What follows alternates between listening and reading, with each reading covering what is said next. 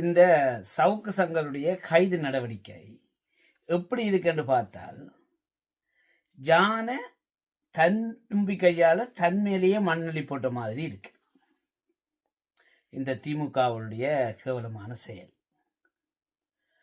எப்படி என்று பார்த்தால், சவுக்கு சங்கர் ஒரு மீடியாக்காரன், ஒரு ஹாஃப் செலிபிரிட்டின்னு வைங்களேன். இப்போ இவர் மேலே இப்படியான பொய்யான வழக்குகளை தொடரும் பொழுது, இந்த கைதுகளை செய்யும் பொழுது, இந்த சோசியல் மீடியாவை பாவிக்கக்கூடிய அனைவருக்கும் தெரிஞ்சு போயிடும் திமுகவுடைய வன்மமான செயல் இது. ஒரு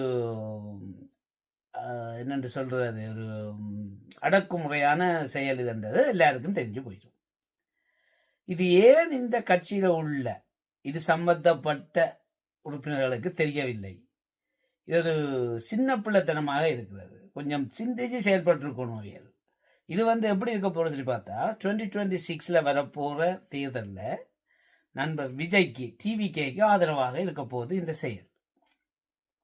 அவர் வெளியே இருந்தால் இதை பற்றி அவர் பேசி, அரசியல் பற்றி பேசி, இதில் உள்ள நல்லது கெட்டதில் எடுத்து சொல்லி மக்களுக்கு ஒரு விழிப்புணர்வு பண்ணி அது ஒரு வெற்றி பெறும். அது வேற. இது ஒரு சைலன்ஸான திமுக மேலே இருக்கக்கூடிய ஒரு நம்பிக்கையை அளிக்கிற செயலாக இருக்கு.